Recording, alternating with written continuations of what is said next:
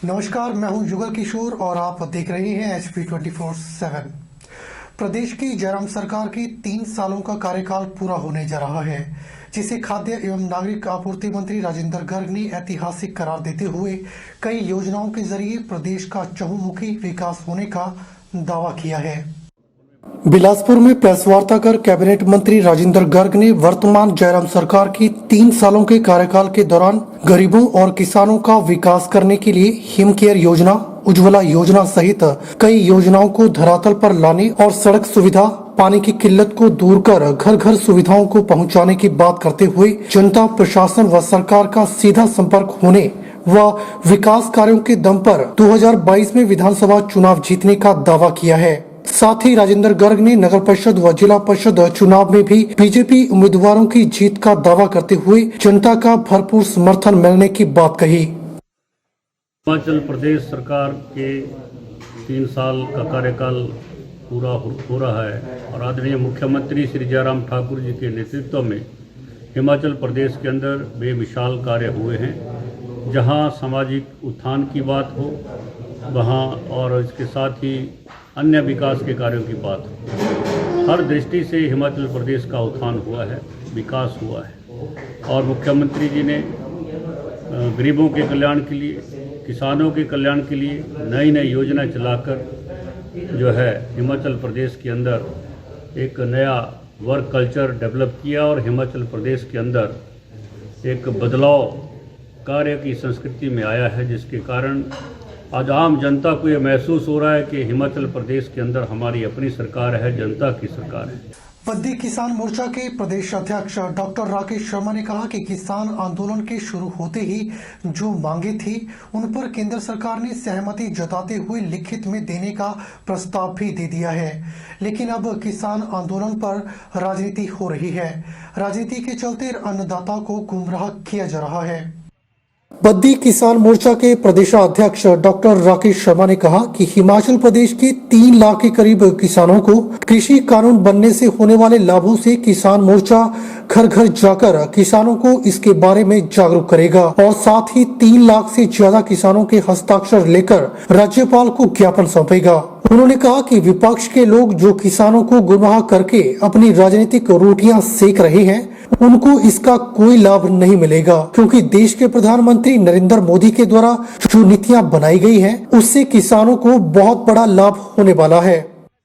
ये किसान आंदोलन जब शुरू हुआ था उसमें 2 इनकी बड़ी मांगे थी। जितने भी किसान संगठन उस आंदोलन में थे और लोकतांत्रिक व्यवस्था है, उनको अपनी बात रखने का अधिकार है किसानों को। उनके 2 मुद्दे थे, MSP और ये जो हमारी मंडियां हैं। तो देश के कृषि मंत्री नरेंद्र तोमर जी ने कहा है कि हम MSP जारी रखेंगे और कृषि मंडियों में भी कोई परिवर्तन नहीं होगा। ऐसा एक प्रावधान इस देश की कृषि व्यवस्था को बदलने के लिए और देश की कृषि योजनाओं को जारी करने के लिए माननीय नरेंद्र मोदी जी ने किया है। हिमाचल प्रदेश का किसान और बागबान देश के प्रधानमंत्री जी के साथ है। मुंबई की फिल्म प्रोडक्शन कंपनी राजवंश फिल्म्स के ऑफिस का बीड़ चौगान के नजदीक पैराग्लाइडिंग लैंडिंग साइट पर शुभारंभ किया गया। राजवंश फिल्म्स के प्रोड्यूसर डायरेक्टर अंशुल धीमान ने अपने कार्यालय का शुभारंभ अपनी 1.5 वर्षीय बेटी अमायरा के कर कमलों के द्वारा करवाया।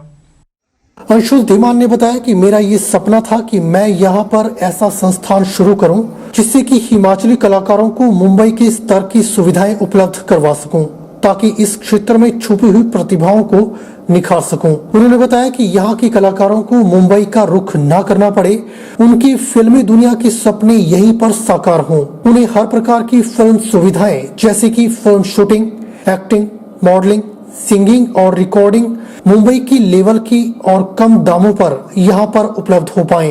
उन्होंने प्रदेश के सभी कलाकारों से अनुरोध किया है कि सभी बेझिझक यहाँ पर आएं और मिलकर अपनी संस्कृति, कलाकारी, अदाकारी और नैसर्गिक सौंदर्य को निखारकर शिखर की ओर ले जाएं और हिमाचल का नाम फिल्म जगत में सर्वोच्च स्थान पर पहुंच सके।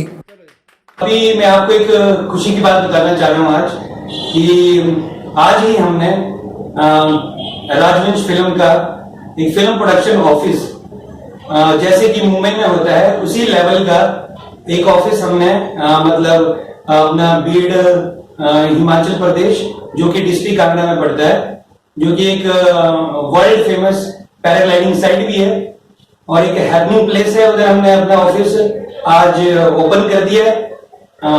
और मैं आपको बता दूं कि अब यहाँ के कलाकारों को मतलब कहीं भी बाहर जाने की जरूरत नहीं होगी।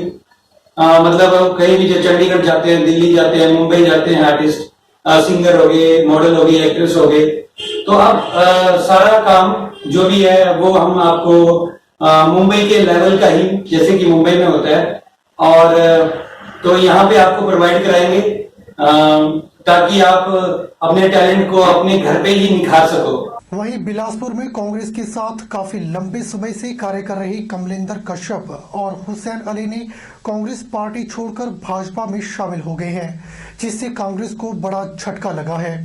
कांग्रेस पार्टी के पूर्व जिला अध्यक्ष कमलेंदर कश्यप व जिला उपाध्यक्ष हुसैन अली ने भाजपा के जिला अध्यक्ष स्वतंत्र सांख्यान व विधायक सुभाष ठाकुर की अगुवाई में भाजपा का दामन थामा है। निश्चित तौर पर भारतीय जनता पार्टी में हमारे कमलेंदर कश्यप जी, जो कांग्रेस पार्टी के जिला के अध्यक्ष रहे हैं, इस म्यूनिसिपैलिटी के अध्यक्ष रहे हैं, उपाध्यक्ष रहे हैं, लंबे समय तक आपने इस म्यूनिसिपैलिटी में आप विभिन्न वार्डों से जीत के आते रहे हैं। आप समाज सेवी हैं। आप भारतीय जनता पार्टी की विचारधारा और भारतीय जनता पार्टी के डेवलपमेंट और भारतीय जनता पार्टी के लोगों के जिस तरह से सहयोग आपस में करते हैं, उससे वह परिचित होकर और इन सब चीज़ों को देख के भारतीय जनता पार्टी में आए हैं। मैं उनका हार्दिक स्वागत करता हूं।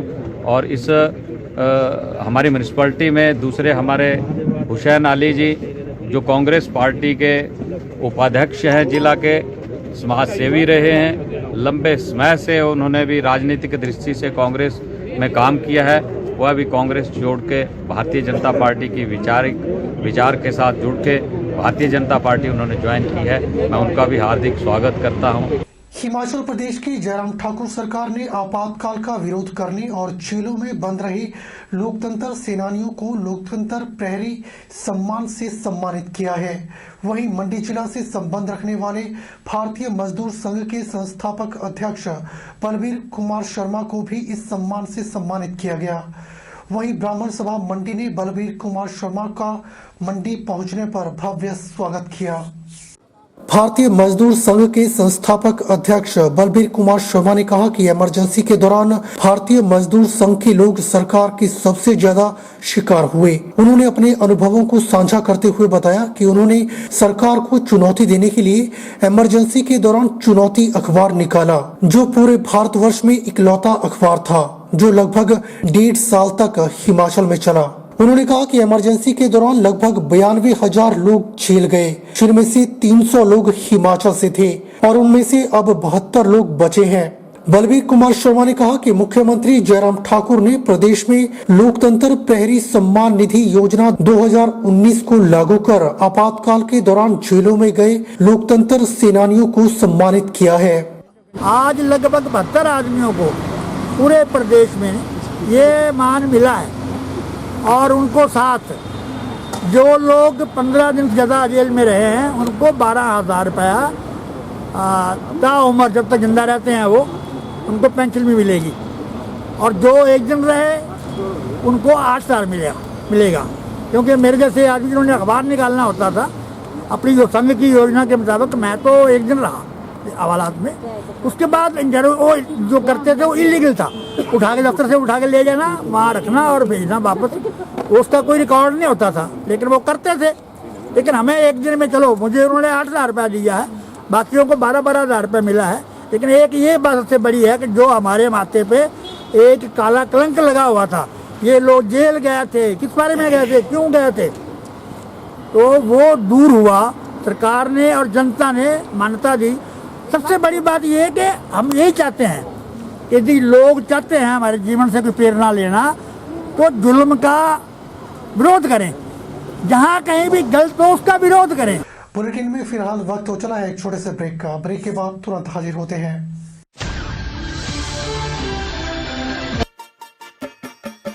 छोटे, आज का मैच तेरी बैटिंग का असली टेस्ट है। टेस्ट सर टेस्ट ड्राइव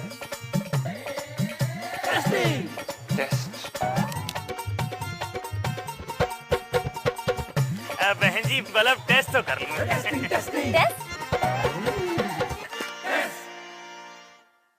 मन में शक है तो सरकारी अस्पताल के आईसीटीसी में एचआईवी की मुफ्त जांच कराएं और सलाह पाएं। यह सब कॉन्फिडेंशियल है और किसी को पता भी नहीं चलेगा। अगर टेस्ट पॉजिटिव निकले तो मुफ्त चिकित्सा के लिए एआरटी सेंटर में जरूर रजिस्टर करवाएं। एचआईवी के साथ भी आप सामान्य जीवन जी सकते हैं। तो लीजिए एक कदम जिंदगी की ओर।